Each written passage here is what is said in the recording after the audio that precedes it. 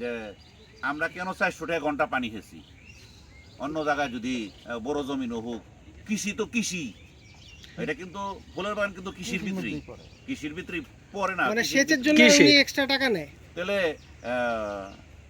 আমরা তো এটার কোনো সুযোগ সুবিধা পাইতেছি না। অন্য হানে যদি বড় জমিনে আপনি পানি খাইছে, যদি 100 টাকা 160 টাকা ঘন্টা পানি খাচ্ছে, আমরা 400 টাকা ঘন্টা পানি খাচ্ছি, তাহলে আমরা তো এখান একটু ক্ষতি খাচ্ছি না।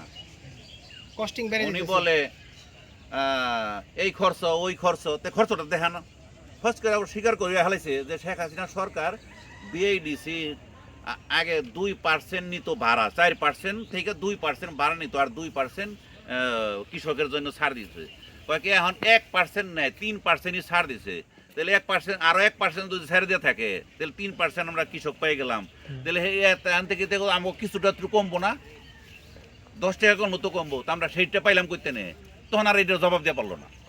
দুর্নীতি, তাহলে দুর্নীতি আর কি, এটা কোনটাকে আপনি যে উপরওয়ালা একজন আছেন, আপনার সাথে আমি কোনটাকে আনলাম, যে আপনি স্যার এইটা বললেন, আমি এইটা বলুন কৃষকের, এইভাবে বললে এই দুর্নীতি এই খাইছে।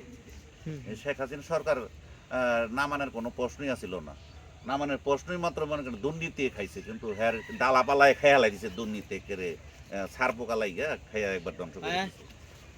এইও সরকার যাইব গা, সার পোকা শেষ হয় নাই তো, না না সার পোকায় হলো।